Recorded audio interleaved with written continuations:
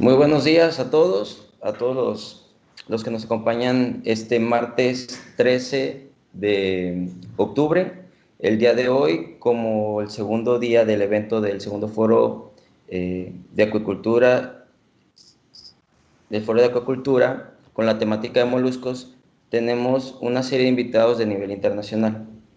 Entre ellos tenemos al doctor Tenemos al doctor César Lodeiros Seijo. Él es investigador de la Facultad de Ciencias Veterinarias de la Universidad Técnica de Manabí, en Ecuador. También es partícipe de las actividades docentes de la Universidad de Oriente, en Cumana, en Venezuela, y su línea de investigación principalmente es el cultivos acuícolas.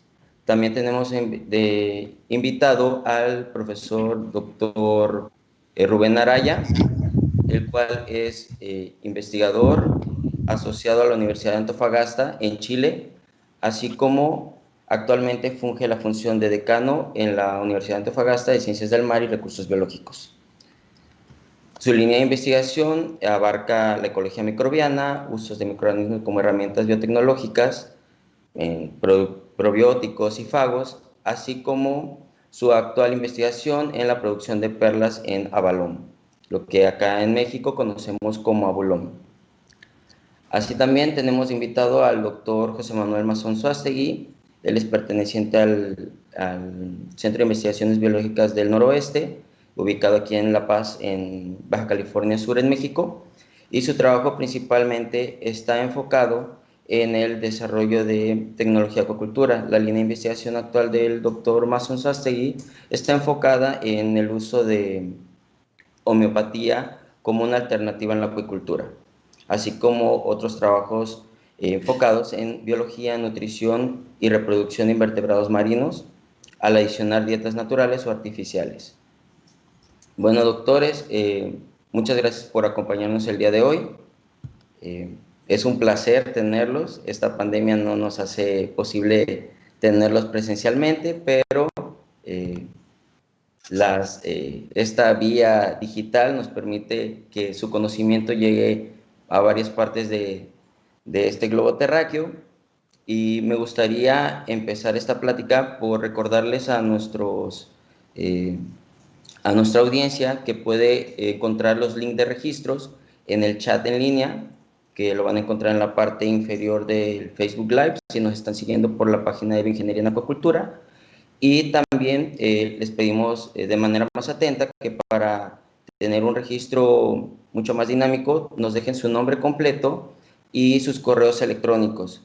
Estos nos van a servir para hacerles llegar a los que necesiten o requieran de una constancia de participación en este evento que sea de manera más dinámica.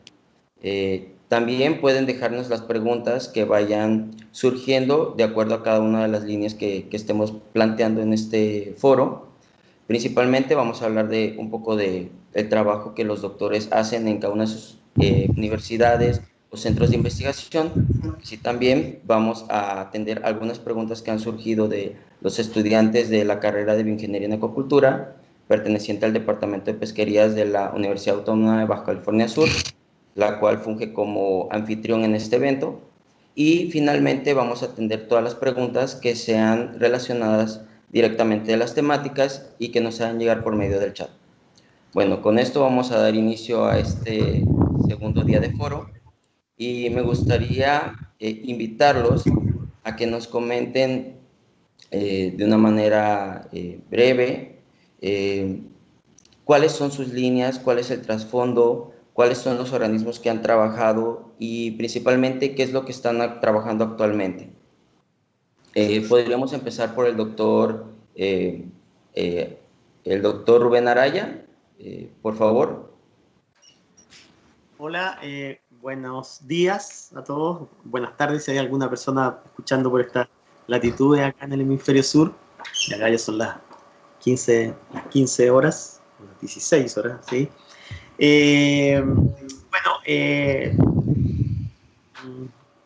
Bueno, con mucha alegría recibí esta invitación y la acepté porque tengo grandes amigos allá en La Paz, Baja California, ¿ya? Y hemos venido trabajando estrechamente con el caso del investigador, el doctor Pedro Saucedo del CIGNOR, en lo que es la línea de investigación que hemos venido desarrollando y que hasta el momento nos ha dado resultados bastante interesantes, que dice relación con la producción de perlas esféricas en Abulón, ¿ya? Voy a decir Abulón porque ustedes lo conocen como Abulón, ¿ya? Allá en México, ¿ya? Les cuento un poquito qué hemos ido desarrollando. Lamentablemente nosotros no tenemos la fortuna que tiene César, por ejemplo, allá en Venezuela, o por ejemplo, lo que tienen ustedes en México, de contar con especies que tienen un nácar bonito, interesante, para ser explotado en actividades de perlicultura. Y cuando comenzamos todo esto, tratamos de buscar y prospectar qué moluscos podíamos tener con ciertas características que los pudiesen convertir en algún buen candidato para la perlicultura acá en Chile. Y lamentablemente no dimos con ninguno, pero sí teníamos una especie que sí conocía, que es el abulón, ya que se utiliza para la producción de carne en Chile y que nos ha permitido ir avanzando en el desarrollo de esta tecnología que nos ha permitido ya producir perlas. Hemos producido perlas esféricas. De hecho, hemos ido avanzando en una estrategia de propiedad intelectual.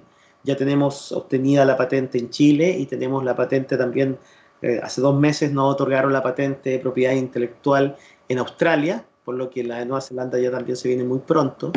Y eso nos ha llenado de satisfacción en términos de que ahora tenemos que dar el gran salto a optimizar el proceso y ojalá poder licenciarlo, ya poder llegar ahí a manejar una licencia con alguna empresa. En estos momentos estamos viendo la posibilidad de interactuar con una empresa australiana. Por el momento eso les cuento para que pasen los colegas a presentarse qué es lo que hacen y en la medida que vayamos avanzando en esta discusión podrían ir generándose nuevas preguntas o nuevas ideas. Gracias. Muchas gracias, doctor Rubén. Es muy interesante lo que están haciendo con un recurso que es introducido, realmente no es un recurso nativo de la región de Chile y que lo estén aprovechando de una manera muy activa, dándole un incremento al valor que ya posee propiamente por el valor de su carne. Ahorita, bueno, en unos minutos más me gustaría realizar algunas preguntas acerca de las inquietudes de nuestros estudiantes acerca del tema de los abalones, bueno, abulones, Con gusto, con sobre gusto. esta zona.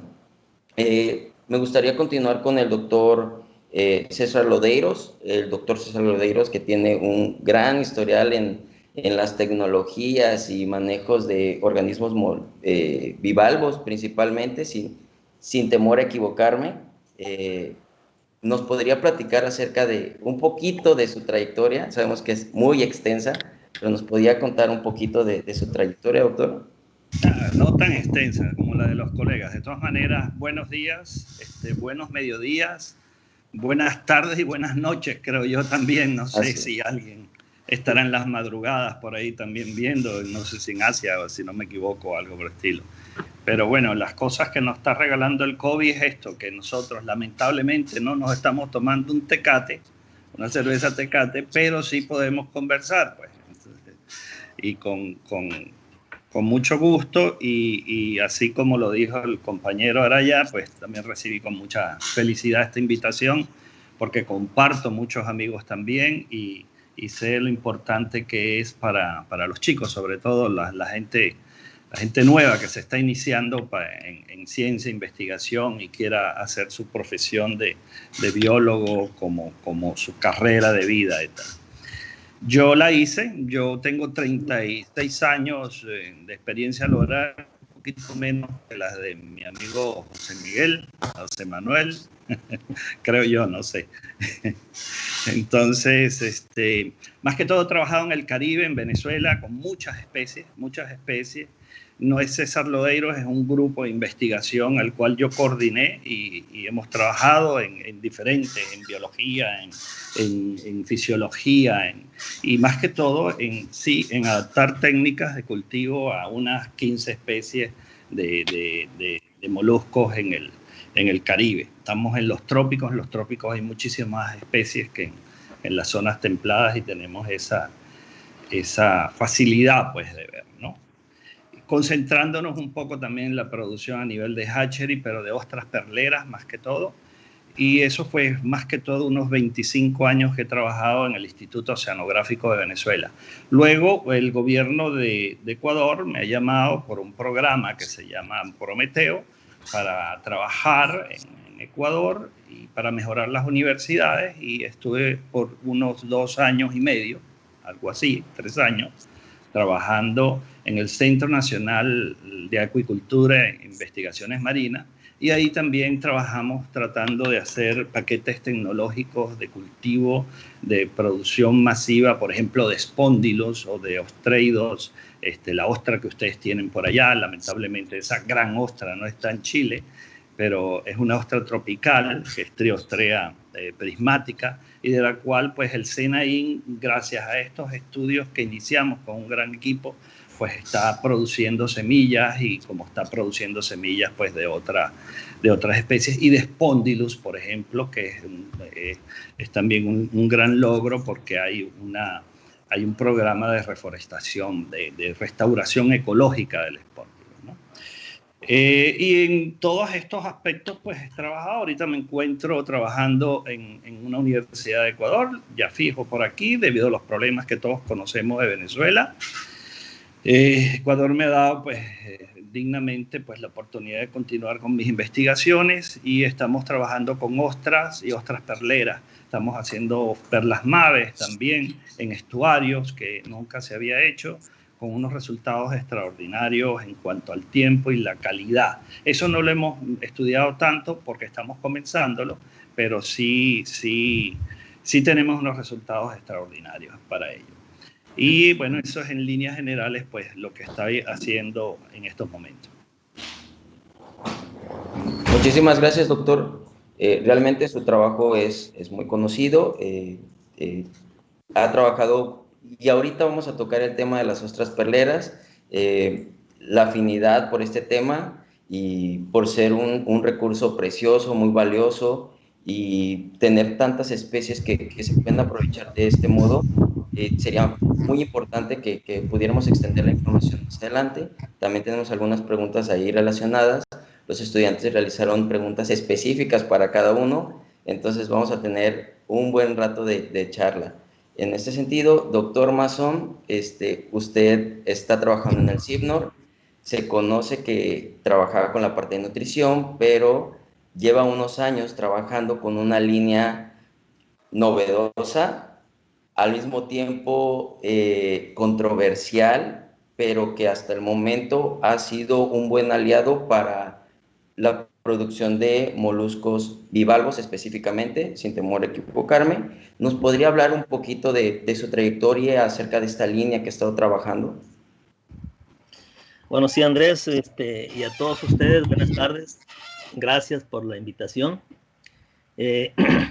Tratando de ser breve, yo sí tengo un poquito más de años que lo que mencionabas, eso. Tengo 42 años, algo así, trabajando en estos temas, y durante ese periodo he ido, digamos que, evolucionando o cambiando o hacia temas más novedosos, ¿no?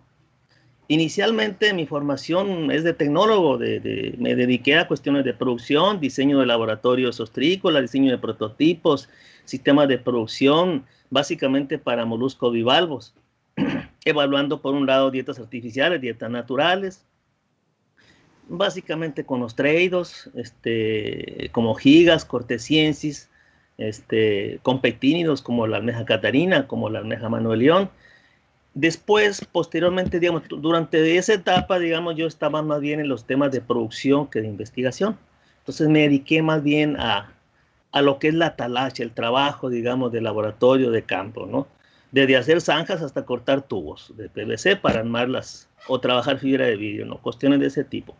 Posteriormente, ya cuando ingresé a CIBNOR, me fui incorporando un poco más, profundizando en el tema de las dietas artificiales y también en el tema de los probióticos, como una alternativa, digamos, inocua para manejar y mejorar, digamos, la producción.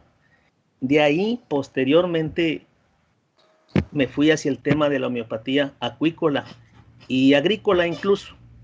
Ahí, pues, he podido además digamos, de graduar alumnos de posgrado, tres de posgrado que ya están concluidos con el tema de homeopatía, 3 más que están en proceso. Pues seguimos trabajando incluso en formulaciones preparadas con el método homeopático bajo la titularidad de CIMNOR para obtener la patente respectiva. ¿Cuál ha sido, digamos, o el por qué yo me he dedicado finalmente a un tema como la homeopatía? ¿Por qué? Porque a nivel mundial sabemos bien que la industria farmacéutica, la industria agroquímica han saturado el planeta de compuestos tóxicos que se acumulan en los tejidos. Entonces creo yo que es conveniente, en una visión de futuro, utilizar mecanismos, compuestos, estrategias más ecoamigables, ¿no? Básicamente eso es lo que me ha motivado a mi última, digamos, área de trabajo. Bueno, ya habrá oportunidad, si a alguien le interesa el tema, de poder platicar un poquito más, ¿no? No, por supuesto, yo no creo en la homeopatía como tal, porque esto no es cuestión de creencias, ¿no? No es cuestión de fe, es cuestión de aplicar metodología científica, la misma que se aplica para evaluar un probiótico o un antibiótico o un compuesto determinado, ¿no? Y básicamente eso sería, digamos, lo que yo puedo decir de entrada. ¿Sí? Muchísimas gracias, doctor Mazón. También tenemos preguntas específicas para usted acerca del tema de homeopatía. Hay muchas dudas que han surgido con el uso de esta tecnología para la acuicultura, para las mejoras tecnológicas. Hay un cierto grado de incertidumbre por mucha gente, y creo que este foro es el mejor espacio para que usted pueda aclararnos un poquito acerca de esta situación y que se vea el uso potencial real que tiene la homeopatía como una herramienta más que puede darnos un aprovechamiento, un rendimiento bastante alto dentro de los sistemas de cultivo. Una vez que ya los escuchamos, tenemos bien dirigidos hacia dónde van, los estudiantes los van a empezar a conocer. El doctor Mazón nos hizo el favor de proporcionarnos alguna literatura de trabajo que ha realizado. Al final, los que estén interesados pueden contactarnos vía correo, les haremos llegar el correo por medio del chat para poderle proporcionar el recurso que nos hizo el favor el doctor Mazón de proporcionarnos.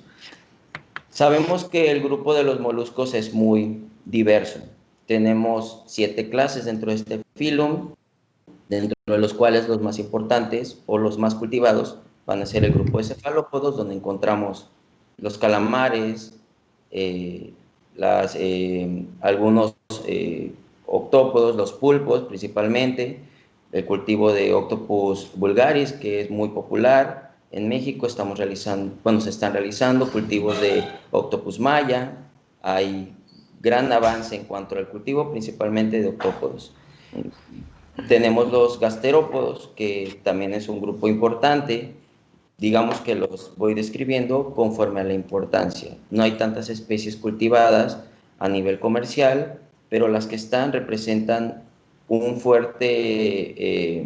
fuerte contribución a la acuicultura, como en el caso del abulón, que tenemos aquí a los del género Aliotis, que ahora ya los está trabajando el doctor Rubén Araya, dándole un incremento al potencial económico de este organismo, no solamente a nivel alimenticio, sino también sacando un recurso que es una bonita perla que puede ser utilizada en joyerías finas, como se ha hecho hasta el momento con la ostricultura de ostras perleras, como ya lo mencionó el doctor César Lodeiros, que se han trabajado principalmente 2 géneros, que es el género pintada y el género teria, que son los que mayor aprovechamiento se les ha tenido en este sentido. Pero tenemos el principal actor dentro de los moluscos, que van a ser los bivalvos, que tenemos muchas especies con potencial para incluirse en la acuicultura, también especies que no han entrado únicamente por ser famosas en el consumo humano, sino que tienen una preocupación ambiental de sobreexplotación sobre este recurso, y que a nivel profesional, ético o ecológico, las investigaciones se han dirigido hacia estos recursos en este sentido. La primera pregunta que tendría que hacerles sería, para ustedes, ¿cuáles son las características que debe de cumplir un organismo para poder entrar en este cultivo en la acuicultura, para ser aprovechado dentro de la acuicultura? Podemos empezar con el doctor César Lodeiros, que nos ha planteado que ha iniciado con muchos cultivos de muchas especies. Nos gustaría saber su opinión acerca de las características que tienen que presentar. Bueno, la primera característica es que sea utilizable para que sea vendible. Si no es utilizable por consumo, o si no es utilizable por perlas, o por bioproductos, o por lo que ustedes quieran, nadie se va a interesar en su cultivo. Nos podríamos interesar como una especie interesante dentro de la biodiversidad, pero no por su cultivo. Luego hay bondades que tienen los moluscos, sobre todo los moluscos bivalvos, que para desarrollar los cultivos. Podemos pensar en la alta fecundidad que puedan tener, ¿no?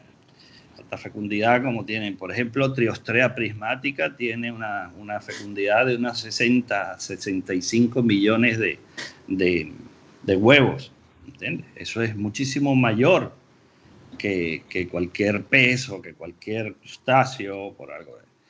Y una Crassostrea gigas puede llegar a 150 millones, imagínense ustedes, ¿no? Con eso. ¿Qué condiciones? Pues nutricionalmente son muy adecuados los moluscos bivalvos. Estamos hablando de los moluscos en general, pues tenemos que diversificar un poco en la nutrición, ¿no? Pero los moluscos bivalvos, que es más que todo mi especialidad, pues sí, la nutrición que tengan que tener. Ese atractivo, por supuesto, va ligado a lo utilizable, ¿no? En ello. Entonces, el mercado es una de las cosas que manda hoy en día. Pero como nosotros estamos hablando de la Agenda 2030, que todavía no hemos hablado de ello, y los moluscos son quizás uno de los principales dentro de la acuicultura que nosotros debemos de tener en cuenta, los moluscos bivalvos, los filtradores, los productores, los consumidores primarios, o los productores, tenemos que ir hacia allá, hacia los herbívoros. Recuerden que tenemos dentro de esas 2030, en una década, en el 30 tenemos 800 mil millones de personas más. ¿Ok? ¿Cómo la vamos a alimentar? No son las 7.500 que tenemos, sino 800 mil millones más. Y si para mantenerlo de una forma sustentable. Entonces, la visión es más hacia producir en las cadenas bajas del nivel trófico, ¿no? Entonces yo creo que siguiendo la Agenda 2030, esa es una de las más importantes cosas que tienen los moluscos, en este caso bivalvos, y dejo mis compañeros para que puedan aumentar un poco más este tipo de características entre los moluscos. Claro. Muchas gracias, doctor. En este sentido, doctor Rubén, usted está trabajando con un organismo que realmente tiene un valor muy alto, que es un recurso muy preciado y que, hablando de estos problemas alimenticios, para usted, ¿cuáles fueron justo enfocándonos a las características de las especies, cuáles fueron esas bondades de este organismo que lo inclinó a trabajar con ellos? Porque sabemos que usted, sus trabajos anteriores estaban enfocados a cuestiones de bacteriófagos. Así como mencionó el doctor Mazón, uno en el trayecto de la investigación va buscando nuevas áreas en cuales incursionar para ser de mayor provecho para la sociedad, para el nivel industrial, para el nivel social. ¿Qué es lo que lo llevó a querer estudiar este organismo? ¿Cuáles fueron esas bondades que lo llamaron?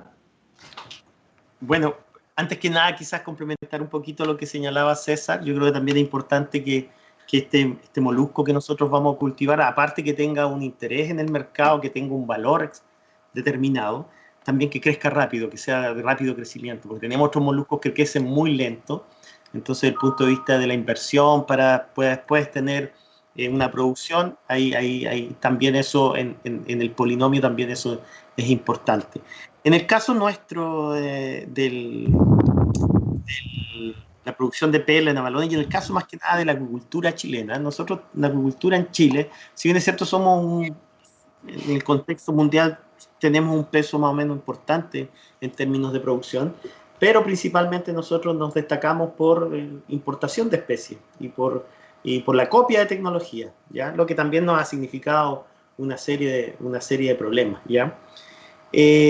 Cuando nosotros, como les señalé al comienzo, en la introducción, nosotros no teníamos ninguna especie nativa acá de estas latitudes para ser un buen candidato en la producción de perlas, pero sí nos dimos cuenta que el Avalón sí lo tenía y que al mismo tiempo existía una industria consolidada nacional para la producción del Avalón.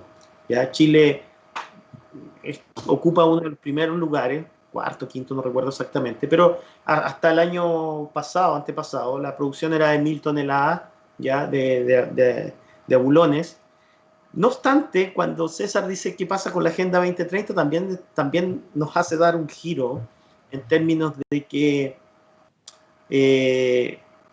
la acuicultura en algunos años más y producto de todo esto que está sucediendo, no vamos a saber qué está sucediendo con la economía, no vamos a saber qué va a suceder en algunos años más. Probablemente la acuicultura va a tener que volver a tomar el rol de lo que es la acuicultura para producción de proteína para el consumo humano, ¿ya? Y lamentablemente la acuicultura, al menos en Chile, es una acuicultura que se dedica a productos de más gourmet, de mayor valor en el mercado, y que quizás ahora no sabemos cómo se va a comportar. Por ejemplo, en el caso de los avalones, nosotros vamos relativamente bien, no obstante nos surge una problemática que incluso va más allá de la pandemia. Por ejemplo, el año pasado nosotros en Chile tuvimos una crisis social, y también esa crisis social estuvo también manifestándose en Hong Kong. Y Hong Kong es el mercado que compra el 70% de la producción de abulones nacionales de Chile. Y ahí se generó un problema que hasta el día de hoy persiste y que ha significado que los actuales 5 mayores productores del sur estén preocupados ahora de hacer sustentable su actividad de producción de carne. Por lo tanto, a lo mejor en estos momentos poder pensar en diversificar hacia la producción de perlas no les llama mucho la atención.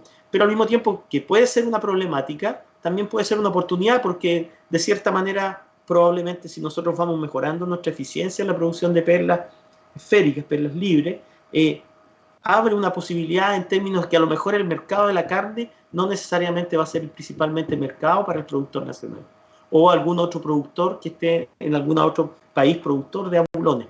Entonces, básicamente ahí nosotros estamos sentando y estamos viendo todo esto, ¿ya? Esto es muy dinámico y lo estamos observando para buscar la mejor alternativa de cómo poder aprovechar esta oportunidad, ¿ya? Ahora nuestra investigación, nuestros resultados están básicamente orientados a un producto muy suntuario que es la joyería.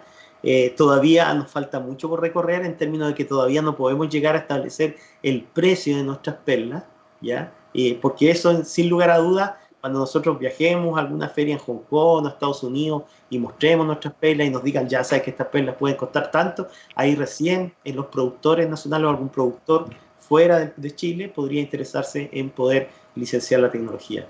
Pero básicamente nuestra visión o cómo Chile actúa en términos de agricultura es muy diferente a lo que está ocurriendo en la agricultura, por ejemplo, de Asia, de otros países que a lo mejor por la situación actual que está ocurriendo en el planeta, probablemente allá vamos a tener que apuntar. Entonces, es distinto, pero nosotros seguiremos por acá avanzando en esto que no deja de ser interesante y plantea muchos desafíos. Entre algunos de ellos, bueno, tú señalabas, yo soy de formación básica, yo soy ingeniero de ejecución en acuicultura, pero mi doctorado yo lo obtuve en Japón y trabajo un poquito más relacionado a lo que es la interacción de microorganismos con invertebrados marinos, ¿ya? Y ahí hay mucho por hacer.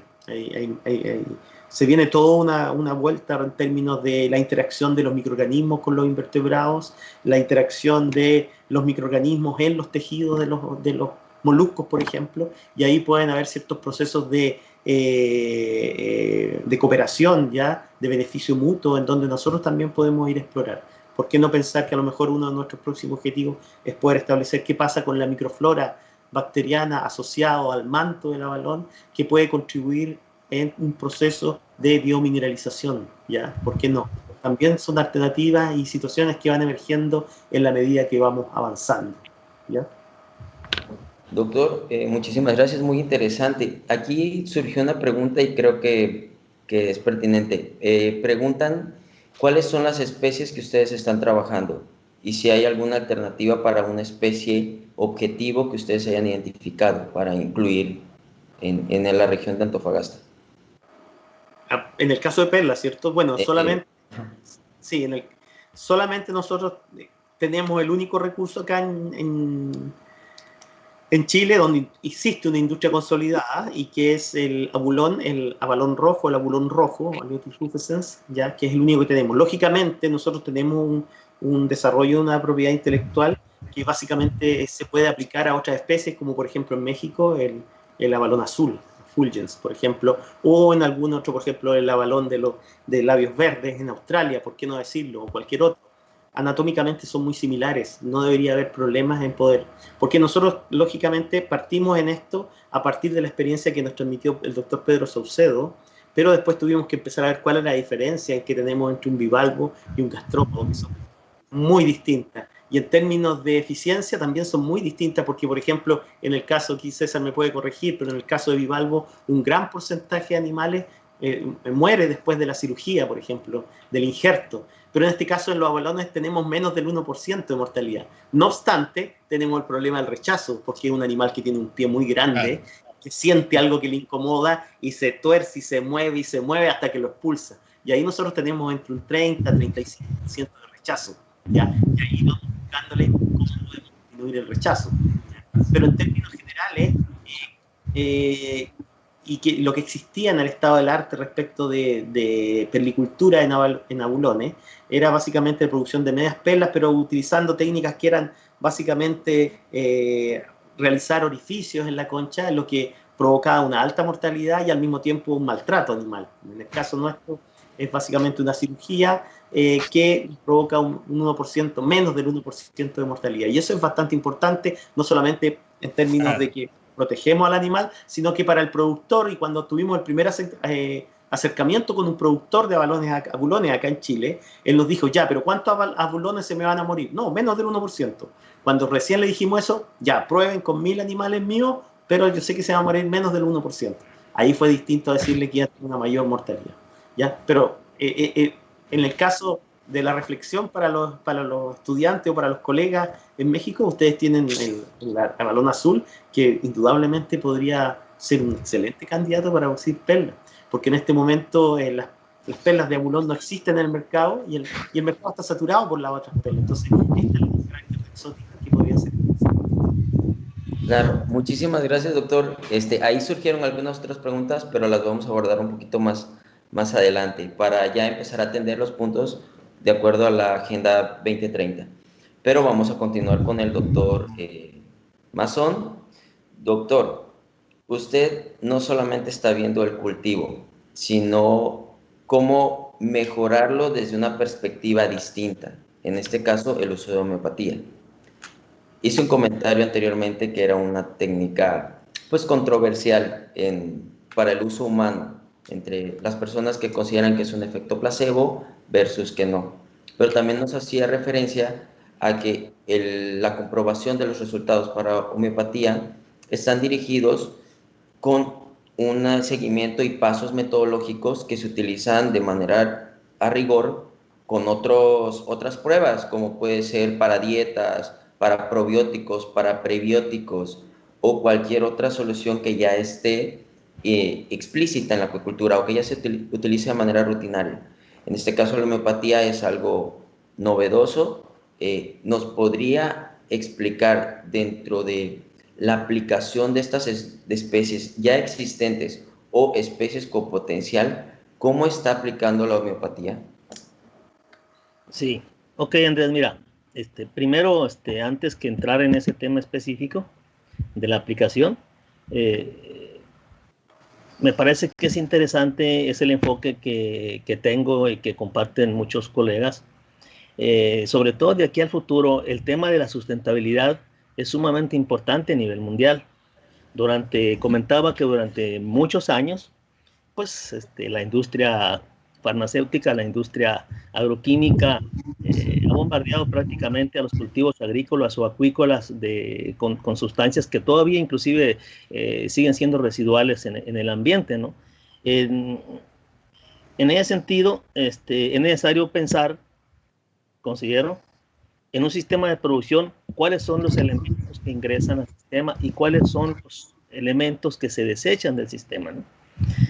La ventaja que tenemos con los moluscos es que, bueno, no tenemos que darle un pienso a un alimento artificial, que puede incluso incluir, no sé, proteína de soya o agentes externos extraños, digamos al ambiente marino, ¿no? Por otro lado, hay desechos, ¿sí? A diferencia, digamos, de los peces, a diferencia de los crustáceos, el cultivo de los moluscos es mucho más sustentable en el sentido de que se aprovecha el material particulado existente y la productividad natural del mar, ¿no? Eso es la ventaja que tenemos en el caso de los moluscos. En el caso de otras especies, como digamos los peces, pues los peces básicamente el cultivo de los peces está básicamente enfocado a especies carnívoras, ¿no? Entonces, alimentar con carne a un pez, a un animal, pues no es lo mejor, pero precisamente el mercado es lo que demanda, ¿no? A lo mejor, posiblemente, puede ser que a futuro los ictiólogos, los piscicultores, debieran enfocarse a seleccionar especies, digamos, omnívoras, marinas, en el caso de especies marinas, o incluso especies herbívoras, para efecto, digamos, de domesticarlas, de cambiarle la dieta, por lo tanto el sabor eventualmente y eventualmente la presentación, además de la ingeniería genética y cuestiones de ese tipo que ya serían, digamos, otras posibilidades. En el caso de la homeopatía, bueno, yo debo decir, o sea, en el contexto ese de que es necesario evitar, digamos, o favorecer la sustentabilidad, evitar los desechos, ¿sí? Yo fui, digamos, que evolucionando un poco, me incorporé en el tema de los probióticos como una medida de no utilizar antibióticos. Y me involucré en la homeopatía como una medida de ir más allá, digamos, de los probióticos, ¿no? Debo decir que la homeopatía en México, bueno, la homeopatía en el mundo es parte de la ciencia médica universal. Se surgió junto con la otra medicina, la alopatía, ¿no? Que ganó fuerte ventaja cuando se desarrollaron los antibióticos. Fue ahí cuando, digamos, la alopatía dejó atrás a la homeopatía. En ese momento fue crucial, ¿no? Y además ya después entraron los intereses económicos que implican, bueno, que generalmente la homeopatía es muy barata, que hay pocas patentes porque hay medicamentos que tienen 200 años que se desarrollaron, mientras que la industria farmacéutica día a día genera patentes y pues tiene que recuperar la inversión que hace, ¿no? Independientemente de que esos medicamentos te resuelven algo, pues te generan N complicaciones. Prácticamente no hay medicamentos alopáticos que no digan contraindicaciones, ¿sí? En el caso de la homeopatía es al revés, prácticamente son sustancias altamente diluidas, agitadas, entonces son tan diluidas que por lo mismo mucha gente piensa que no tienen nada, ¿no? Sin embargo, los organismos vivos tienen la capacidad para detectarlos y responder, ¿no? Y nosotros hemos hecho las evaluaciones en peces marinos, en pargo, en jurel, en crustáceos, en el camarón. Lo hemos hecho en moluscos como el ostión, el gigas, el cortesiensis, el virgínica, la catarina, el pulpo, la mano de león, la almeja, la generosa, en fin. Hemos probado en diferentes especies, ¿no? Y obviamente el principal, digamos, argumento en contra de la homeopatía es que se sugestiona. Yo preguntaría, ¿cómo es posible que un pez, un camarón, o una almeja, o un ostión se sugestionen? Pero voy más allá.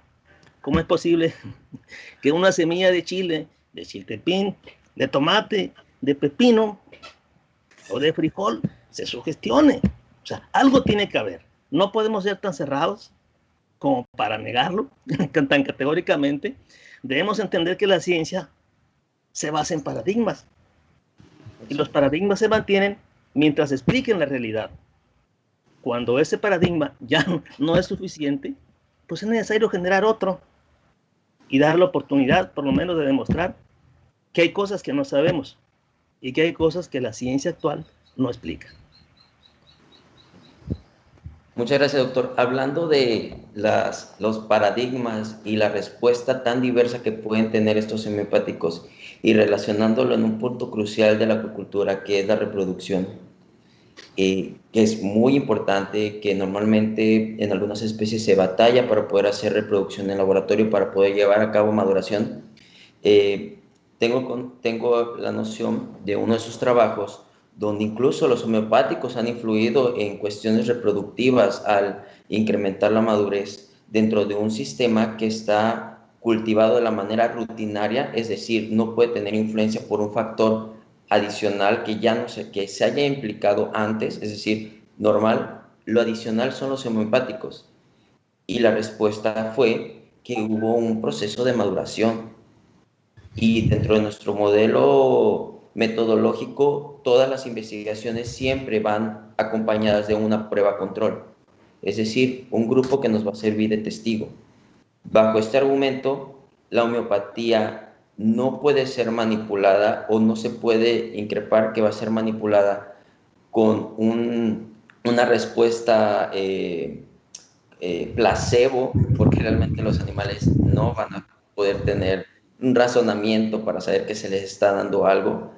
Y ahora que nos explica que con chiles hay una respuesta favorable, la respuesta va a ser intraespecífica, es decir, cada organismo va a reaccionar de una manera distinta y de acuerdo a cada uno de los componentes que utilice.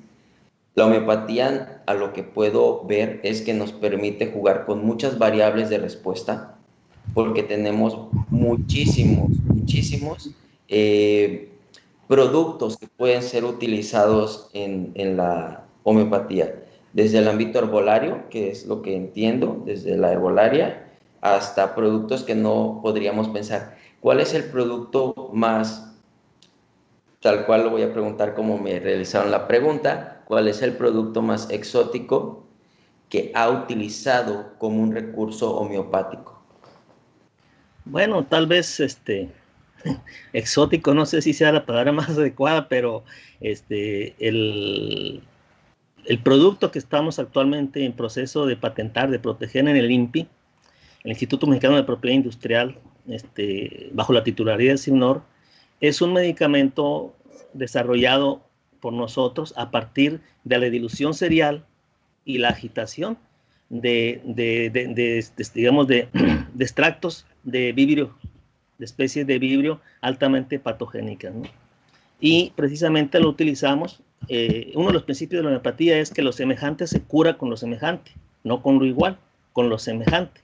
Para poner un ejemplo, digamos, si a ti te picó una abeja o a ti por alguna razón te surgió se te inflama, tienes un golpe o algo que tiene la apariencia que te da cuando te pica una abeja, utilizas un medicamento que se llama Apis mellifica, que está latinizado, ¿no?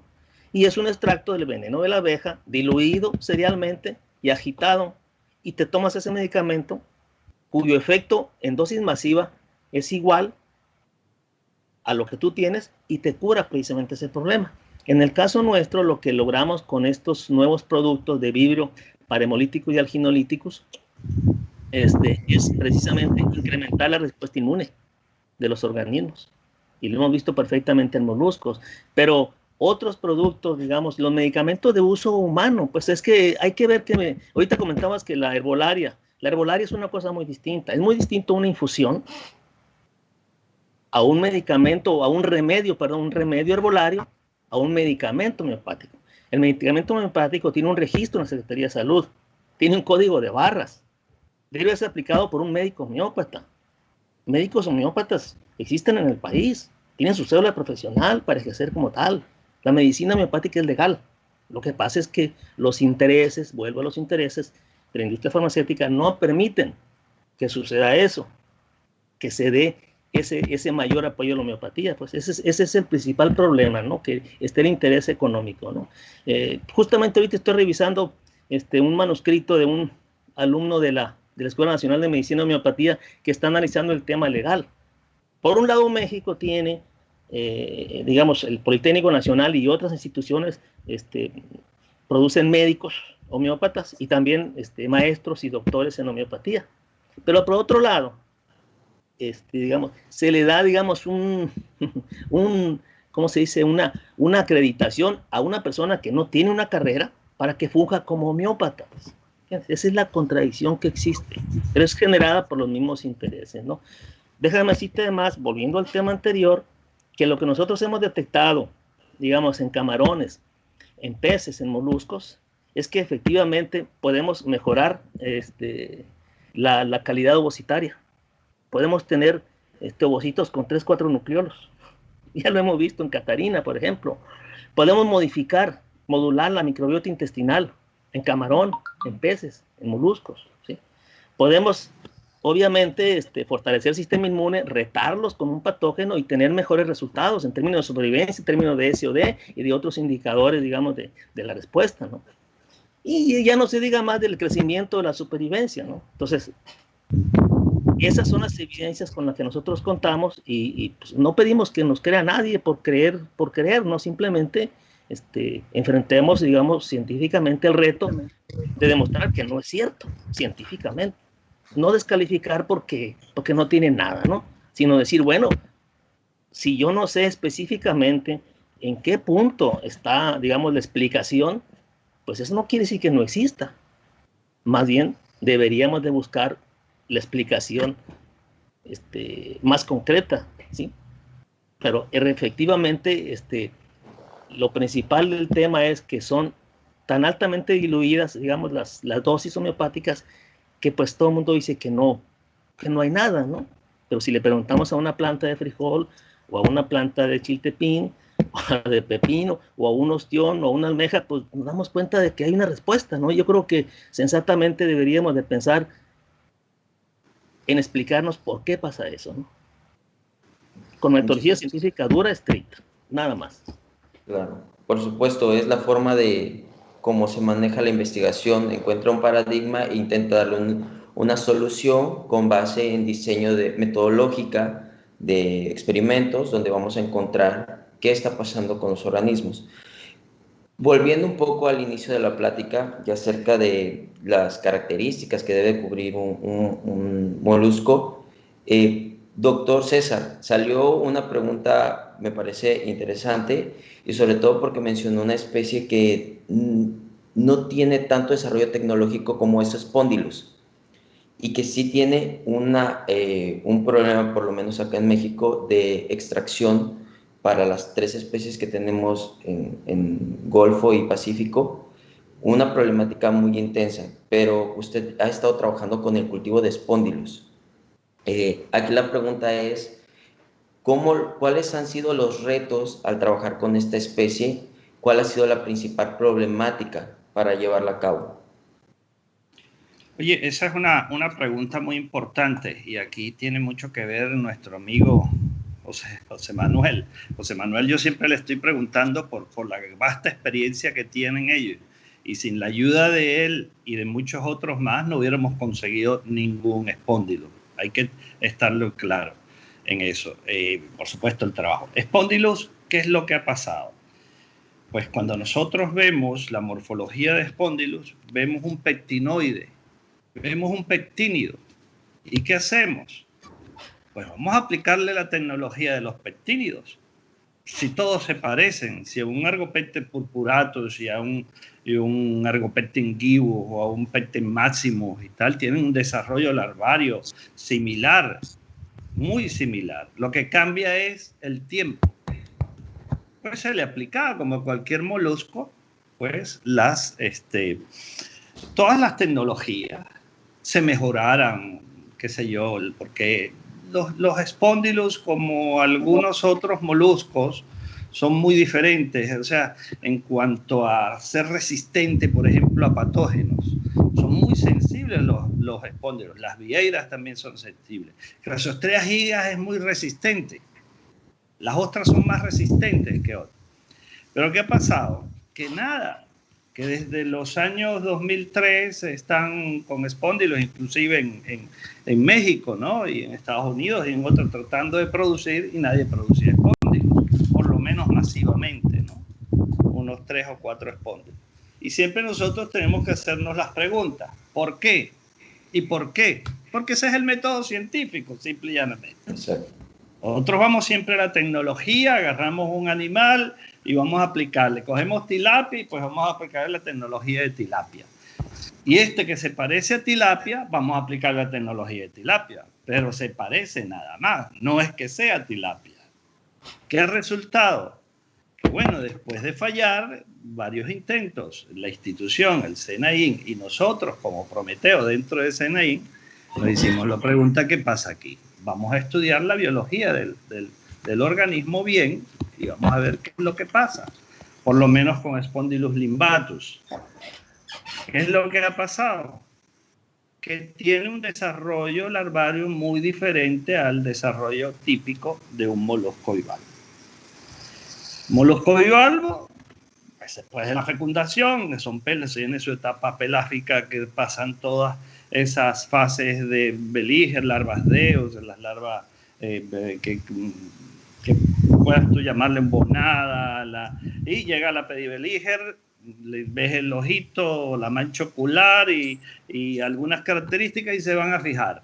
Entonces tienes que explicarle la tecnología para esa fijación, tienes que ponerle sustratos adecuados, etc. Pero ¿qué pasa en Spondylus? Un organismo, un molusco, o se fija por segregación de viso o bien se cementa como los demás. Pues Spondylus nada, ni uno ni otro. Y yo le echaba neurotransmisores y un montón de cosas, pero un montón de... y nada. ¿Qué es lo que pasó? Que observamos cómo era el ciclo de vida temprano. Y a partir de esa observación adaptamos las tecnologías. Spondylus limbatus, inclusive Spondylus crassisquama, que ya el SENAIN desarrolló la técnica para la producción. Inclusive crassisquama produce un viso que casi ni se ve, pero ni casi ni se ve ni se usa, es lo que pienso yo. Entonces tienen hasta muesca visal, o sea, esa parte triangular, pero no tienen los tenólidos, que son los dienticos esos que tienen todos los pectínidos para donde redirigir el viso, no lo tienen.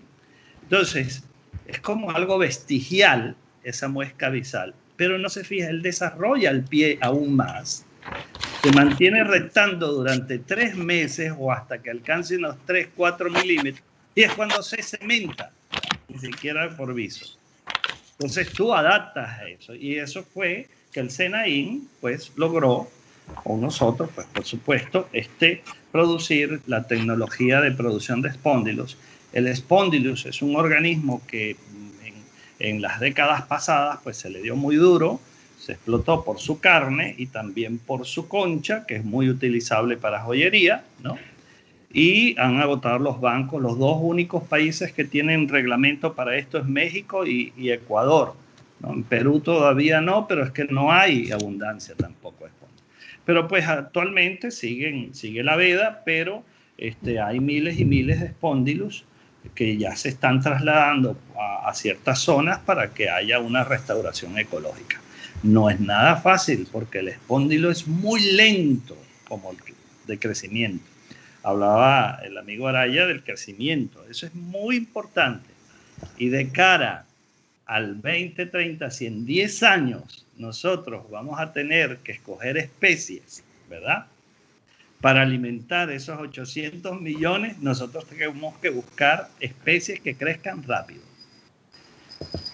Yo estoy haciendo esta liación, como dicen los franceses, para decir que los trópicos, donde las especies crecen mucho más, debiera haber mayor inversión en la producción, por lo menos de moluscos, y de ciencia e investigación, o en sabemos que el progreso y hoy en día, pues, y en las crisis más, cuando se tiene que hacer, es investigación, desarrollo más innovación. Y ahí, en esas especies, es donde uno debería de capturar. Pero con esto no quiero decir que las demás especies, y especies inclusive en zonas frías, la misma giga es una especie que crece, el mejillón es una industria enorme en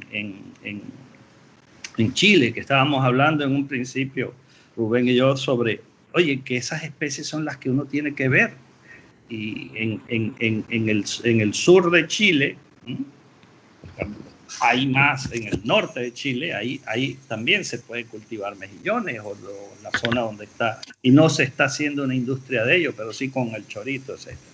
Entonces, con espóndilos, para llegar, es que es muy importante conocer la biología de las especies para poder adaptar las tecnologías, cuando la especie es desconocida, por supuesto. Y en este caso, pues, los espóndilos no los habíamos registrado bien en cuanto a su desarrollo temprano del ciclo temprano, por lo menos hasta la producción de semillas. Perfecto, doctor. Andrés, ¿Sí? ¿te puedo complementar algo por lo que Sí, señalaba? claro, sí, doctor Rubén, adelante. En términos de que también acá, por ejemplo, si bien es cierto, no tenemos tantas especies que sean interesantes, ya porque, bueno, más a las latitudes más mayores, tenemos lógicamente menor diversidad, pero mayor abundancia, ¿ya? Y por ejemplo, acá en Chile, en Chile y en Perú tenemos un recurso que es sumamente interesante, que es el loco, o el concolepas, que es un gastrópodo también, que está solamente en estos dos países, que la carne es sabrosísima. Nuestro amigo Pedro Saucedo, cuando viene a Chile, no se va sin comerse unos buenos locos, ¿ya? Y espero que cuando venga César y también ustedes acá, también los vamos a recibir con unos locos. Entonces, también ahí hay una problemática porque, si bien es cierto, se le aplicaron tecnologías, como decía César, como para cualquier gastrópodo, pero este gastrópodo es muy distinto. O sea, este gastrópodo, aquí tenemos un grupo de investigadores en nuestra universidad que lleva años trabajando en esto y tiene una fase planctónica de alrededor de 4 meses.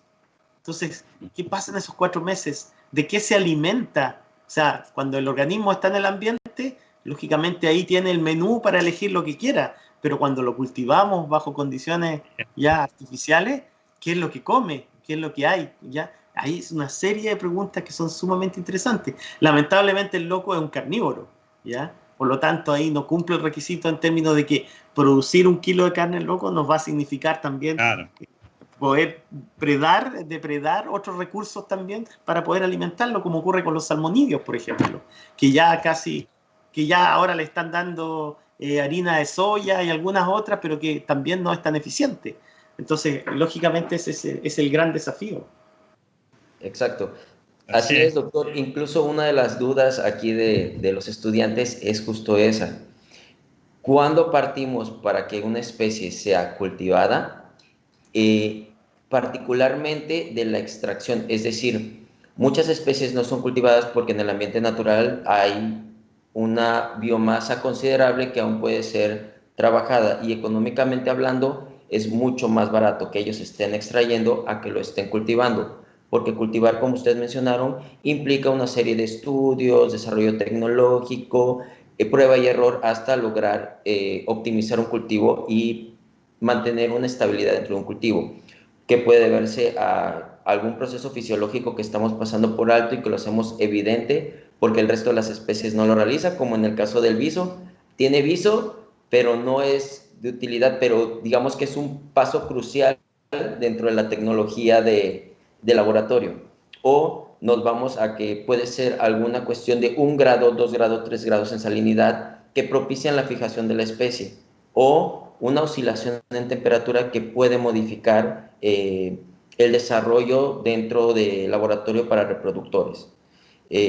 Entonces, en este sentido, ellos hablan acerca de en qué momento se considera viable empezar a trabajar con una especie, hasta que la especie esté en declive, o darle una solución previa viendo las expectativas hacia dónde se dirige esa especie.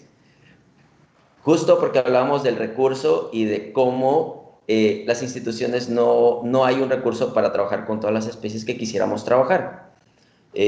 porque no le ven la importancia en ese momento, sino hasta que ya vemos un fallo, es donde acuicultores atiendan la problemática porque esta especie ya no hay.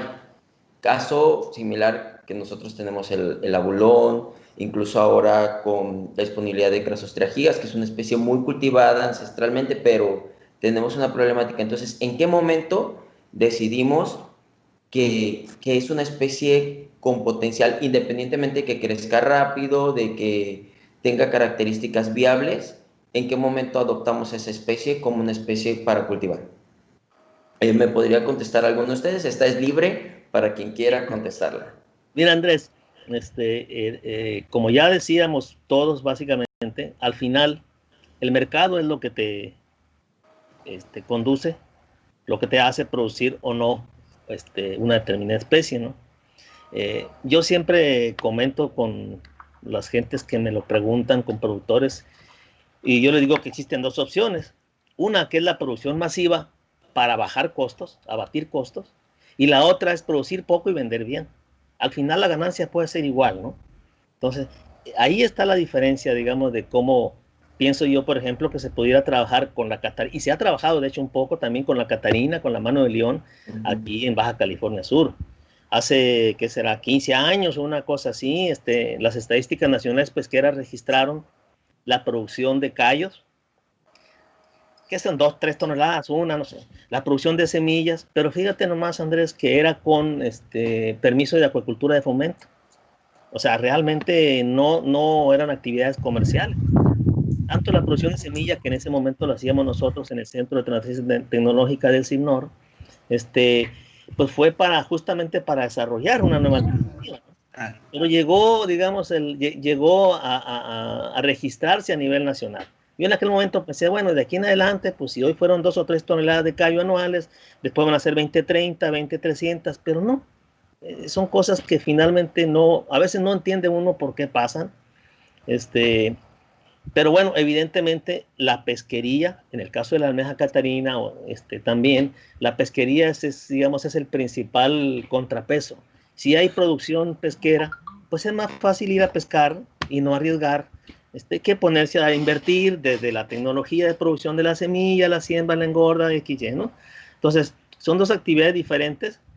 La ventaja, por ejemplo, que yo he marcado siempre en el caso de la mano de León, es que hay una época de veda muy definida, pero si tú cultivas, tú precisamente vendes ahí y vendes el producto bien vendido, lo cosechas cuando tú quieres y lo puedes vender fresco, vivo, y obviamente la calidad y el precio va a subir. Ese es, digamos, el enfoque final, pues sí. Si el mercado te demanda eso, tú tienes que responder con lo otro, ¿no? El mejor producto al mejor precio o al final lo que te genere una mejor ganancia. Eso es lo que al final va a permitir que crezca o no crezca un área de producción. Muchísimas gracias, doctor. Acaba de comentar algo importante acerca del ligando con productores. Los científicos, cómo están ligados con los productores a nivel de producción acuícola. La ventaja, y lo agradezco nuevamente, gracias a la pandemia podemos estar conectados y podemos tener perspectivas de diferentes países. En este sentido, ¿cómo juega el rol de la interacción para estas nuevas especies con potencial o que tienen una problemática con la vinculación científica y productiva? Es decir, a nivel privado o institucional, ¿cómo está jugando un rol? Y ahora más importante, porque los cambios a partir de estos años de pandemia y que vamos a tener un déficit en monetario, yo creo que en la mayoría de los países, ¿cómo ven esta perspectiva? ¿Cómo funcionaba y cómo ven su perspectiva futuro para el recurso pesquero? Porque estamos viendo, bajo los criterios de la Agenda 2030, y como lo mencionaba el doctor César, que el cultivo acuícola va a ser uno de los principales actores dentro del aporte para el nivel nutricional. Entonces, ¿cómo estaban funcionando antes esta interacción investigadores-productores y cómo consideran que va a seguir funcionando? ¿Va a haber algún cambio? Si puedo yo comenzar, porque esto es no para ahora, es una pregunta para quedarse 3 días acá, ¿no? Sí, doctor. Fíjate, De todas maneras, yo creo que esto es algo similar a la investigación que hacemos nosotros con la academia, que si la publicamos o no la publicamos. O sea, si no la publicamos, estamos perdiendo dinero, estamos perdiendo esfuerzo, estamos perdiendo un montón de cosas. ¿Okay?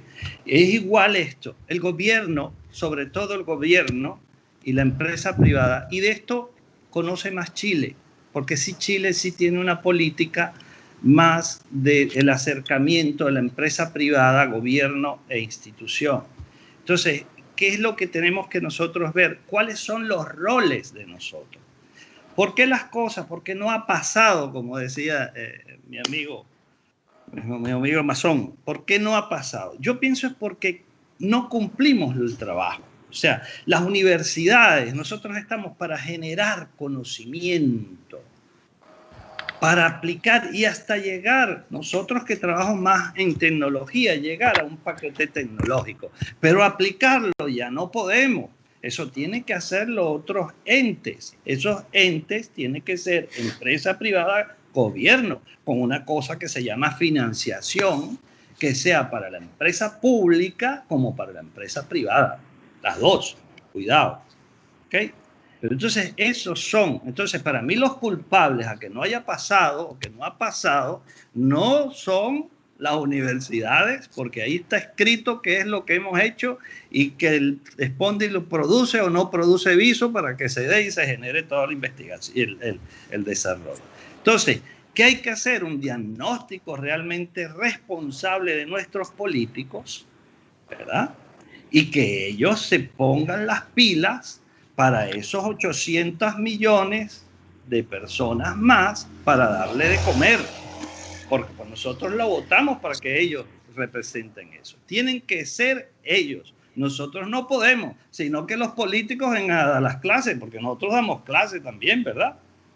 Entonces, el rol, no sé si mis compañeros están de acuerdo con eso, el rol no lo estamos cumpliendo y se cumplen en muchos países, en esos países que tú ves esas peloticas grandecitas ahí cuando tú mides el número de publicaciones, inversión de investigación y tal, como es Japón, ¿verdad? Mismo Estados Unidos, el mismo Corea, ¿me entiendes? Ahí no es que ahí el académico es el que está invirtiendo. No, hay cosas que se salen de las manos. Y ustedes tienen ahí, pues, académicos, Carlos Cáceres, que está, ha invertido o ha hecho con una empresa de perlas. Pero eso es 1 en 1.000.000. Eso no funciona así, no puede. ¿Okay? No puede hacer una asesoría, uno puede tener una empresa de una universidad pública para la asesoría, pero no podemos, no tenemos el tiempo ni la capacidad de hacerlo. Tiene que venir otras personas más especializadas en eso, respetando la investigación, dándole también su puesto y que eso se genere. Si no hay eso, si no hay ese diagnóstico responsable, nosotros seguiremos pensando en nuestras especies como potenciales para el cultivo, con esas especies que investigamos.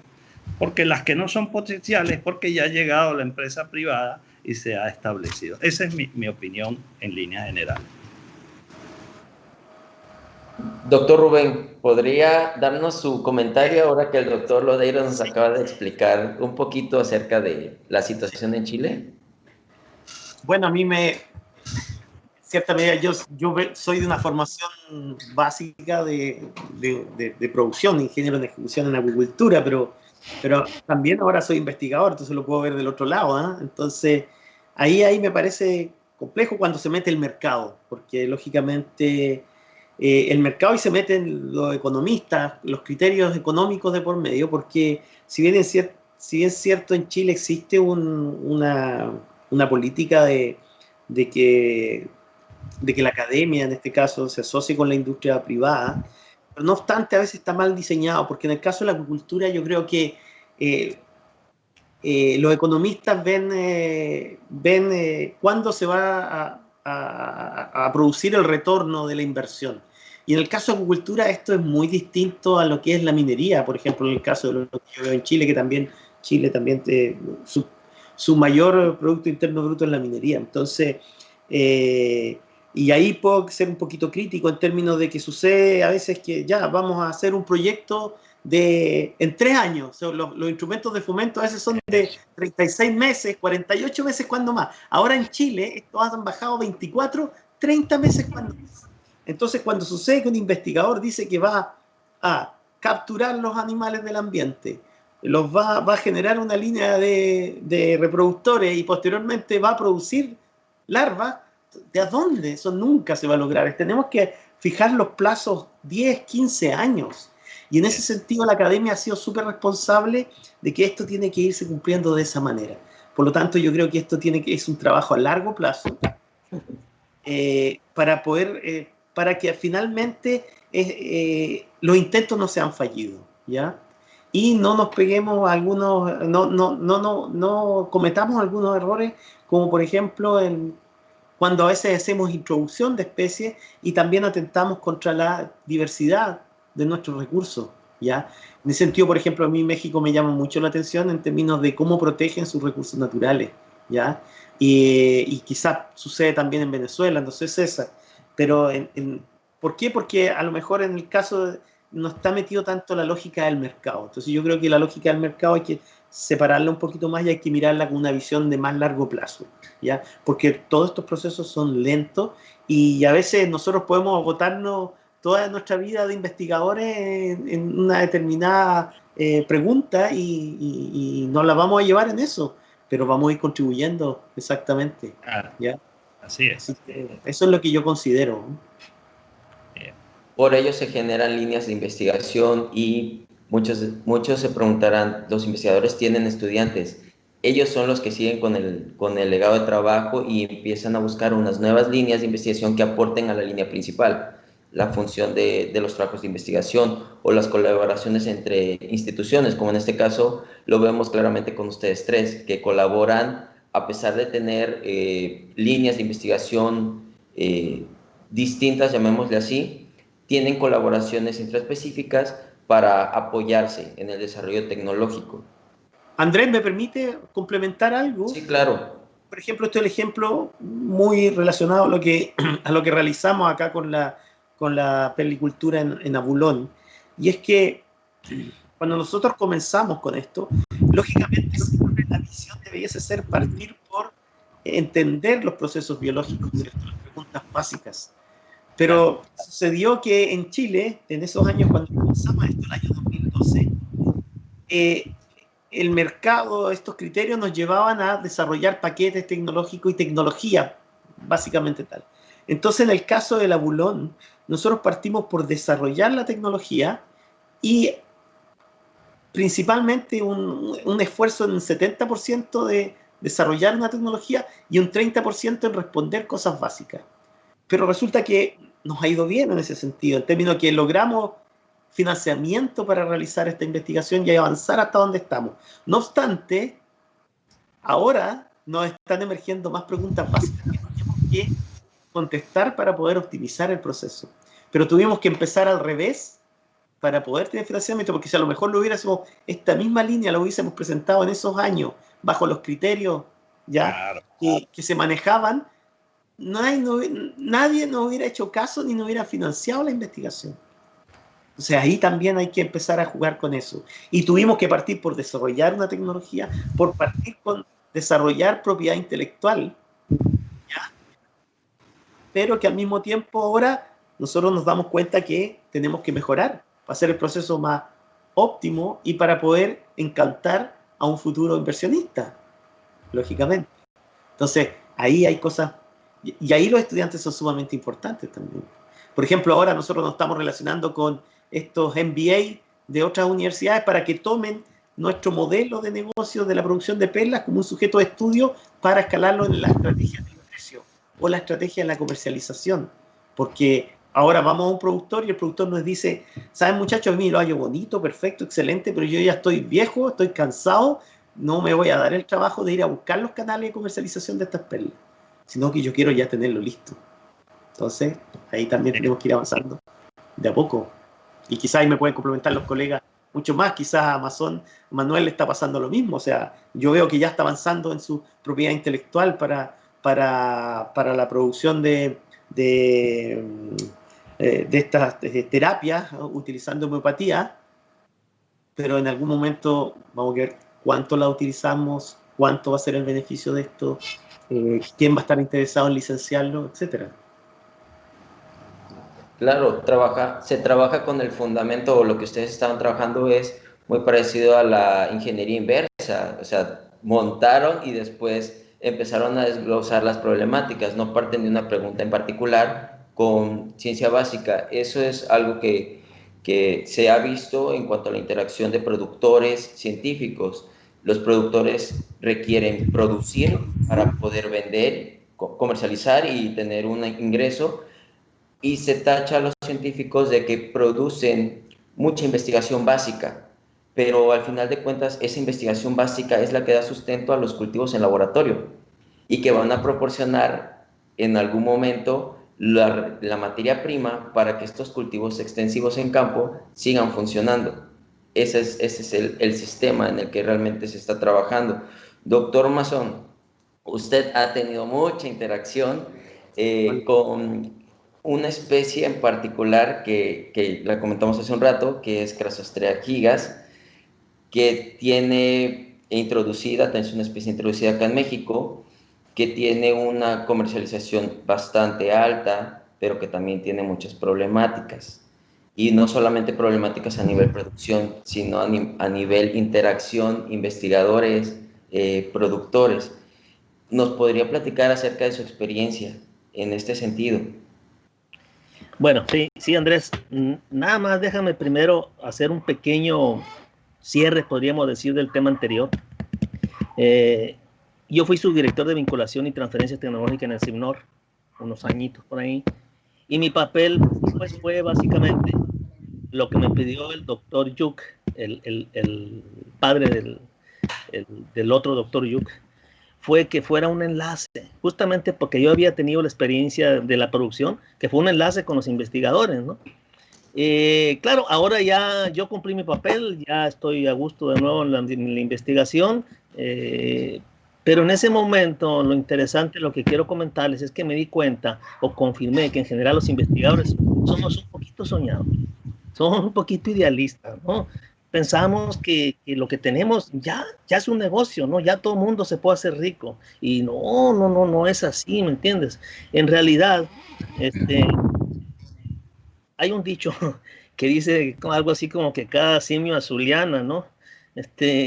Yo siento que los investigadores de la academia, pues, tenemos, digamos, la función de generar conocimiento y generar tecnología. Ese es nuestro papel principal. Podemos incursionar un poquito en la producción, pero nuestra fortaleza es eso, ¿no? Por el otro lado, los productores, ¿qué tienen que hacer? Tienen que producir, tienen que escalar y tienen que hacer negocio, ¿sí? Ahora, eso nos lleva a un tema, la rentabilidad. Muchos de nosotros pensamos, o pensarán algunos, que por ser un proyecto de cooperativa, un proyecto social, no tiene que ser rentable. No, señor. Todo proyecto tiene que ser rentable, así sea privado o social, ¿no? Entonces, aterrizando ese tema, le entramos un poquito en lo del gigas. El gigas, pues prácticamente es una especie que está en todo el mundo, ¿no? Es cosmopolita, se ha adaptado en todo el mundo. En algunos lugares se han establecido, en Francia, por decir algo, se han establecido poblaciones, digamos que son pescadas, que son sujetas a explotación pesquera, extracción. Se ponen colectores y se colectan semillas, incluso se exportan a otros países. César ya nos comentaba, por ejemplo, que ha tenido experiencias muy exitosas en un ambiente tropical, ¿no? Cuando la especie, digamos, no, pues viene originalmente de aguas templado frías, ¿no? Pero precisamente el hecho de que esa especie esté en todo el mundo y en diferentes ambientes, pues significa que tiene un gran potencial, ¿no? Significa que tiene un gran potencial y es de las especies que llegó, digamos, que para quedarse, ¿no? Y nosotros, obviamente, en México, en el caso nuestro, pues tenemos a esa especie que nos permite tener producciones interesantes, básicamente en la zona noroeste, ¿no? Pero digamos, en la parte sur, en la parte más cálida, ya empezamos a tener problemas con el gigas. Pero ahí donde entra una especie nativa nuestra, que es el ostión de placer, el ostión Crassostrea cortesiensis, que tiene incluso una calidad mayor que el gigas, porque es un desobador parcial, casi nunca está completamente flaco, desobado, ¿no? Es un desobador repetitivo, ¿no? Y tiene, pues de acuerdo con muchos personas, tiene una calidad bromatológica mejor, ¿no? Sin embargo, el giga sigue siendo hasta la fecha, bueno, una alternativa muy buena para la zona más fría, más fresca del país, ¿sí? Sobre todo pues, con todos los trabajos que se han hecho de selección genética, de nuevas familias y todo eso, ¿no? No sé qué más podría decir de gigas.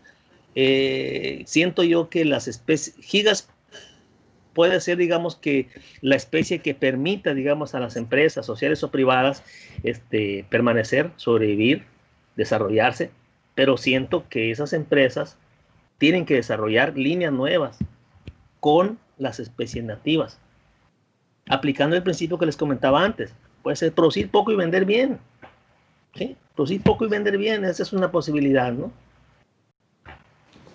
Claro, doctor.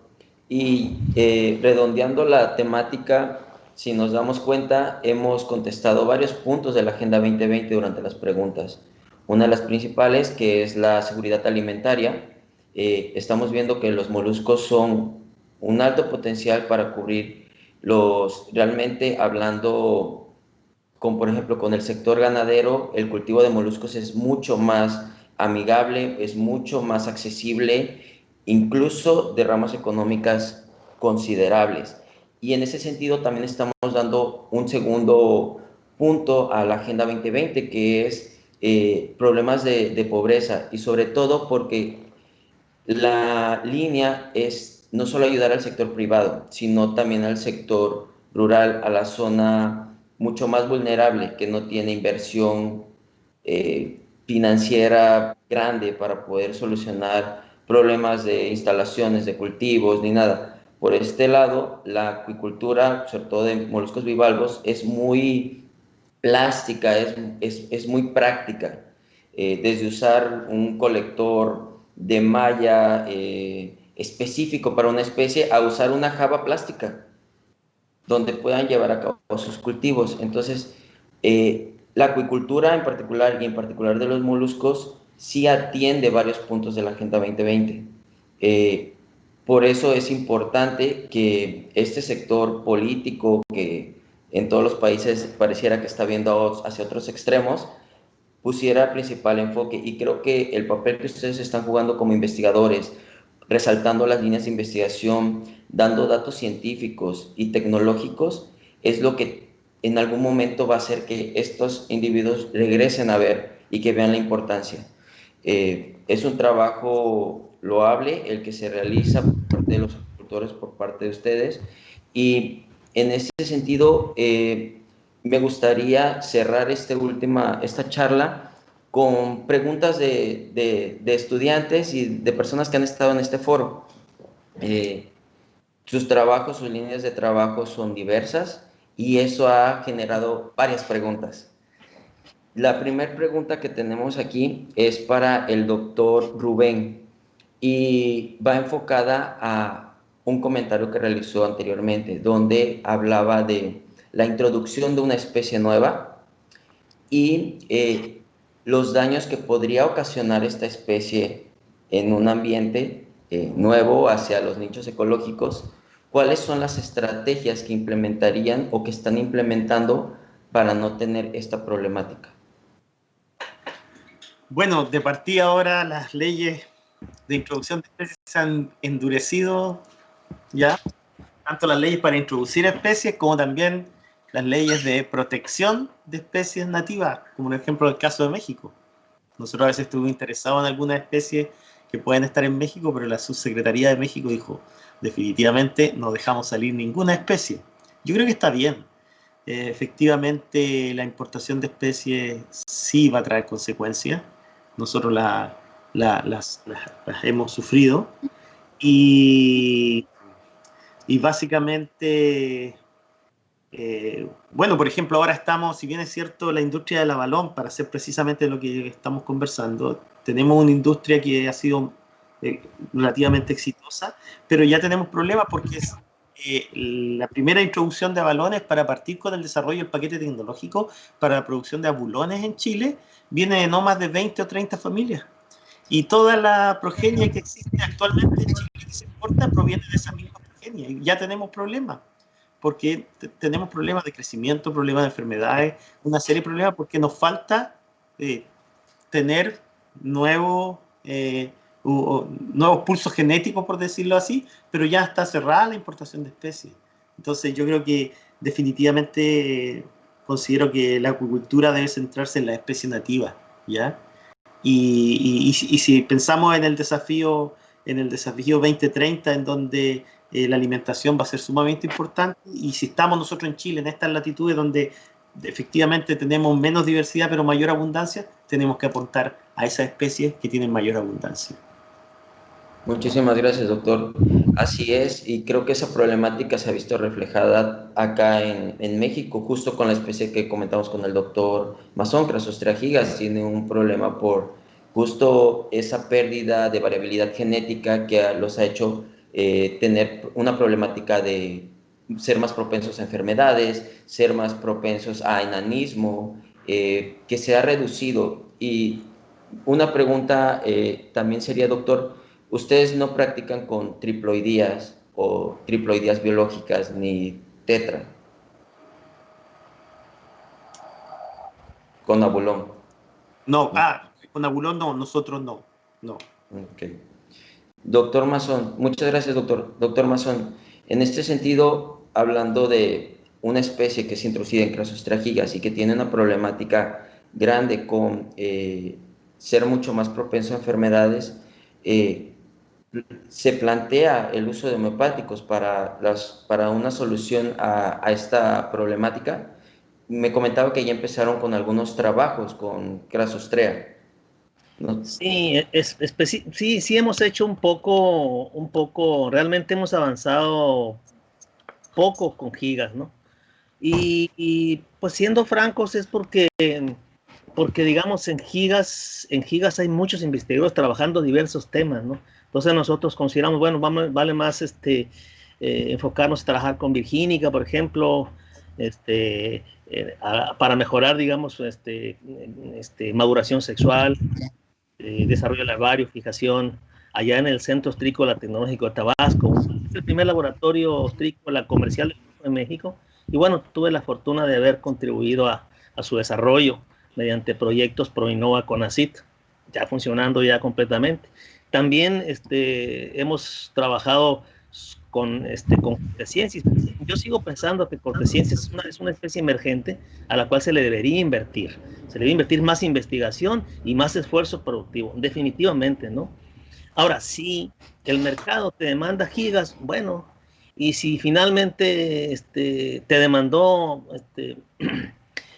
triploides, que son los Four Season Oyster, los ostiones de las 4 estaciones, o los ostiones mula, los que no desovan, los que están siempre gordos, aunque digamos tienen reservas y no necesariamente ovocitos viables, pues eso es lo que manda el mercado. Al final es lo que, volvemos a lo que decía al inicio, ¿no? Por más que uno trate de impulsar, y seguiremos tratando de impulsar el desarrollo de cultivos de especies alternativas, de especies nativas, pues eso es lo que te manda el mercado. Los productores te piden gigas, no te piden Cortesciensis, te piden un poco de Zicamea, pero no te piden eso, pues. Entonces al final uno está como que, ¿qué es lo que a mí me gustaría desarrollar? ¿Qué es lo que yo considero que sería bueno? Sí, pero al final, digamos, si el productor no te lo demanda, pues no. En el caso nuestro, como si no, nosotros somos un centro de investigación orientada. Nosotros orientamos, o sea, nuestro trabajo va hacia lo que es producción, lo que se demanda, ¿no? Si hay una especie de almeja verde ahí que nadie la quiere, pues nosotros no le entramos tampoco, porque no hay una demanda, digamos, regional, nacional o mundial de ese producto. O sea, nosotros actuamos en respuesta a esa demanda, ¿no? Y en el caso de gigas, bueno, pues como te digo, esa es la situación. No me gustaría decir que no está bien que muchos colegas estén trabajando. Al contrario, qué bueno que se está haciendo. En el CIGNOR, de hecho, ya hay como 10 años de trabajo acumulado en lo que es la selección de familias adaptadas especialmente para X, Y o Z circunstancias, ¿no? Y eso es lo que al final permitió resolver lo que justamente mencionabas antes, enanismo.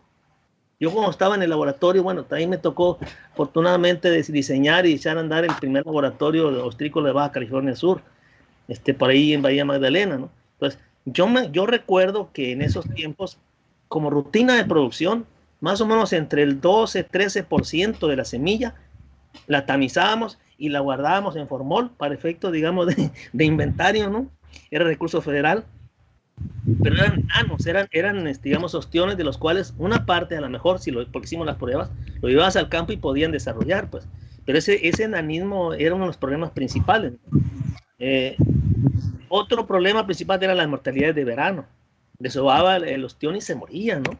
Pero volviendo al tema del enanismo, después me encontré un artículo que mencionaba que había una hibridación, una mezcla creo que era, me parece que era de Kumamoto con gigas, que en realidad, pues el fenotipo de Kumamoto era ese porcentaje de enanos.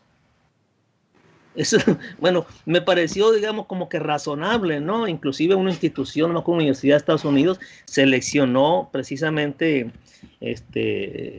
como los Kumamotos y separó y dijo, bueno, señores, aquí está, digamos, hemos seleccionado, hemos analizado genéticamente a través de muestreo de tejidos sin matar al organismo y sabemos que este es esta especie y que este es otra especie. Ahora sí ustedes dependerá, pues no utilizar, digamos, esos híbridos funcionales o no sé cómo llamarle, ¿no? Porque realmente arrastraba gigas una parte de ese genoma de la otra especie, ¿no? Actualmente, pues entiendo que ya no es el problema tanto el enanismo, sino que la mortalidad, se muere más del 50%. Entonces, yo sí creo que, y sí, el reto es interesante, digamos, de trabajar con gigas para tratar de elevar básicamente lo que es el sistema inmunológico y producir, por un lado, reproductores más saludables, que ya lo hemos hecho con otras especies, larvas más viables. Casualmente, fíjate, con virgínica hemos logrado, o sea, nos sorprendimos con los resultados obtenidos porque teníamos menor crecimiento que el control. ¿Qué está pasando con ustedes? Cuando fuimos a ver la supervivencia, vimos que las larvas eran un poco más pequeñas, y al haber más cantidad había más competencia, ¿sí? Por lo tanto crecían menos, pero al final la larva un poco más pequeña, un poco más grande, se fija y se produce la semilla, es viable, ¿no? Al final es mejor tener más larvas viables para fijar, que aunque sean más pequeñas, se fijan y desarrollan igual, que tener larvas muy grandotas, pero que, digamos, tener al final, como productor, tienes una menor venta de semillas, ¿no? Entonces, yo creo que sí es posible, digamos, aplicar la parte, digamos, de los medicamentos homeopáticos a mejorar esa parte. Básicamente, también un punto importante es durante la preengorda. Porque cuando tú llevas a un organismo del laboratorio al campo, pues le cambias completamente, digamos, todos los parámetros en los que está acostumbrado, el alimento, la temperatura, todo eso, ¿no? La misma microbiota que lo rodea, ¿no? De hecho, su microbiota se transforma, ¿no? Tenemos estudios demostrando que a nivel del laboratorio tenemos unas determinadas poblaciones dominantes, cuando van al campo, cambian y cambian si tú lo siembras en Sonora, que es un área con impacto agrícola, minero, urbano, X, o lo siembras por acá, por Bahía Magdalena, donde es un área relativamente más limpia, ¿no? Al final el animal tiene que coexistir con otros seres vivos en el ambiente, y en la medida en que esté mejor preparado para responder a lo que se le presente, en esa medida va a ser más eficiente. Entonces, en el caso de la homeopatía, el principio es: no vamos a matar al patógeno, por decir algo. Si yo te doy a ti o a un organismo un antibiótico, es porque voy a matar al patógeno. La homeopatía no va a atacar al patógeno, va a fortalecer los sistemas de defensa para precisamente hacer que el propio animal se autodefienda, pues, ¿sí? Entonces, en ese sentido iría, digamos, la posible participación, que sí suena interesante, para trabajar específicamente con gigas, ¿no? Si ya hemos visto que estos tipos de tratamientos modifican la expresión génica, ya hemos visto efectos en el transcriptoma, por ejemplo, de la almeja catarina, de juveniles, que es la tesis de Antonio, que ya en un par de meses más termina su doctorado, ¿no? Entonces, si hemos visto que este tipo de tratamientos son capaces de ir tan a fondo, pues es necesariamente recomendable entrarle a giga y a otras especies, ¿sí? Muy interesante y justo esa es la bondad de la ciencia, que uno puede buscar una aplicación a una problemática que existe. Si bien es una especie que se ha investigado mucho, aún hay cosas por hacer para poder solucionar, y ahora que no podemos traer organismos de otros lados justo por reglamentación, hay que buscar una alternativa de mantener la especie y buscar alternativas con nuevas especies locales. Doctor César, hay una pregunta para usted. ¿Será? Sobre el desarrollo de tecnología de las especies, ¿cuáles han sido sus resultados o los resultados más notorios con ostras perleras? Eso es una pregunta extraordinaria para mí.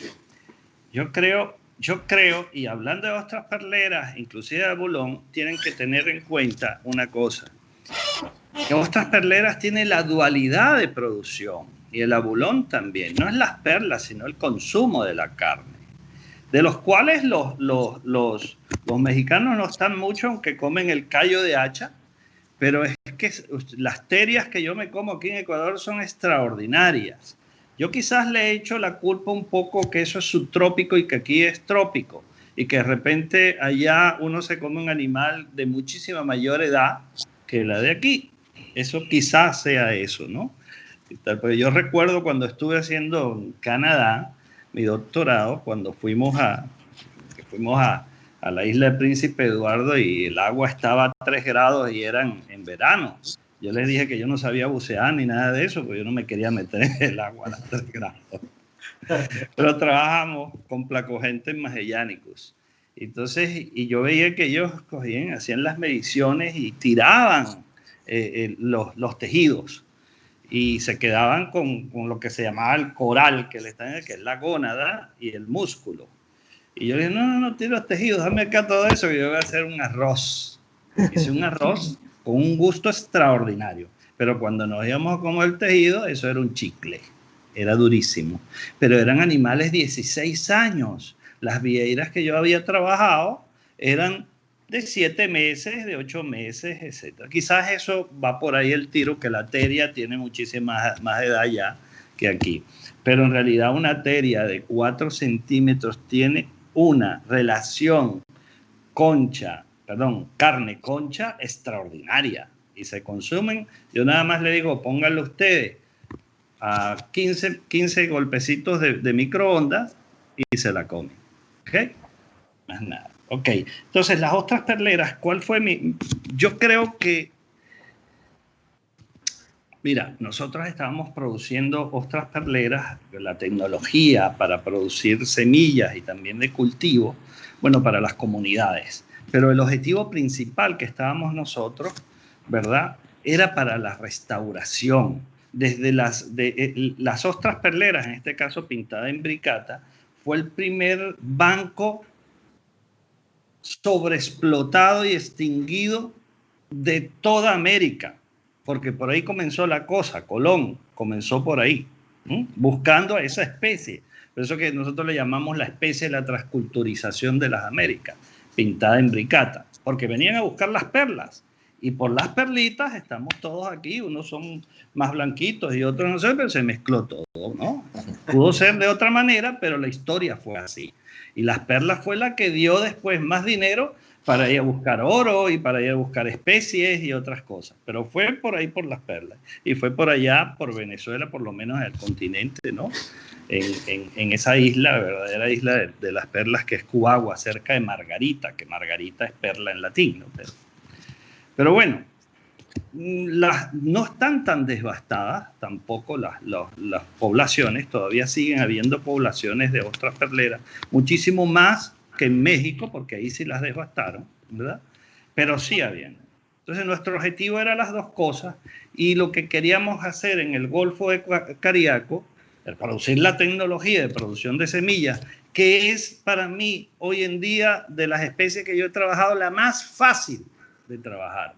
No la más prolífera, pero sí la más fácil.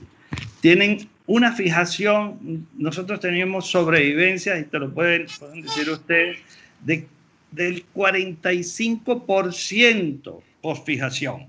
Eso es increíble en un molusco. cuando el 10 es muy bueno, ¿verdad, compañero? Entonces, y se fijaban en lo que tú quieras. O sea, pero nosotros lo que queríamos hacer en todo el Golfo de Caria con núcleos, jaulas, con un montón de ostras grandes, ¿verdad?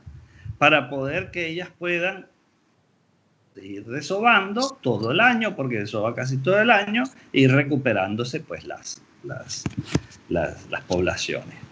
No logramos eso porque después vino otras cosas que no quiero hablar, ¿no? Y tuvimos un centro de investigación y todo eso que pues tenemos hasta una universidad en llamas. Imagínense ustedes esas loqueras. Pero de eso no me quiero meter. Entonces, mi mayor producto fue que después de haber tirado 8 millones de ostras producidas en el laboratorio, no todas, pero algunas en etapas competentes, para la reproducción, quiere decir que ya llevaban gónadas cuando tú las tirabas al mar y no semillas como normalmente las tiran, y entonces el 90% se muere por X, ¿no? O por Y. Pero estas tenían, tú decías, oye, te tiramos 1 millón que tenían gónadas adentro, pero 1 millón cada una y no eran muy prolíferas, tenían 6, 7 millones de huevos. Entonces ustedes multipliquen. Después de un tiempo, ver yo todas esas rocas tengo una casa de playa por ahí, ver por ahí, me puse a bucear y ver todo eso lleno de ostras de perlas y que sean los pescadores que digan, eso es por lo que ustedes hicieron, para mí ese fue el mejor resultado que yo he tenido en este tipo de tecnología. Y yo creo mucho en eso. Y eso tienes que venir. Y esa es la forma más social de producción, el sembrar el mar. Y creo que eso va a venir. Y tiene que venir para estos 10 años tiene que venir así, porque si no, ¿a dónde vamos a llegar?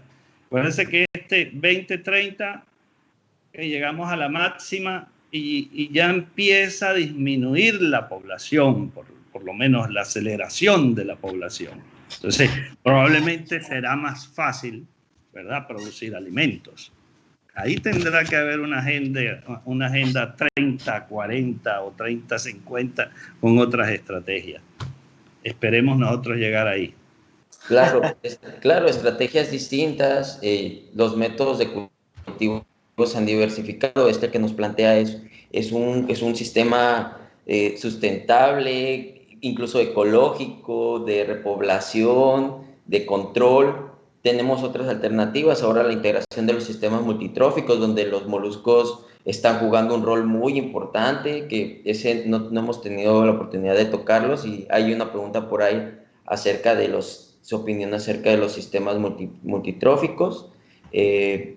Podemos plantear que si bien no es el objetivo, es una nueva rama que está trabajando con los moluscos y dándole una nueva función fuera del alimenticio como tal, del alimentario, perdón, está dentro. Doctores, estamos por terminar. Únicamente nos quedaron muchísimas preguntas más ahí guardadas, que nos podríamos llevar unas 2 horas más, pero tenemos que concluir con esta emisión, sino antes de agradecerles por todo el conocimiento que nos han aportado en esta reunión. Lo que sí me gustaría es invitar a los participantes que estuvieron en este foro, que nos manden algún mensajito si quieren, los contactos de los doctores. El doctor Mazón mandó bibliografía, ya registramos algunos correos ahí que están pidiendo la bibliografía. Surgieron muchas preguntas acerca de las temáticas, pero ya no tenemos más tiempo. Entonces, nuevamente les agradezco. No sé si les gustaría dejar algún comentario final acerca de esta reunión. Puede tomar la palabra quien guste. Adelante. A ver si me permiten. Claro que sí, doctor. Bien, para todos los estudiantes que estuvieron presentes, un abrazo, felicitarlos porque yo creo que estudiar o relacionarse con la producción de recursos naturales renovables es un gran desafío, es el gran desafío de la humanidad, y felicitarlo a todos los muchachos por atreverse a estudiar una carrera o carrera tan apasionante como esta. Así que ánimo, muchachos, y felicitaciones. Ahí dejé mi correo electrónico porque cualquier consulta me la hacen llegar nomás, así que no hay ningún problema. Un abrazo a todos. Gracias por la invitación. Muchas gracias.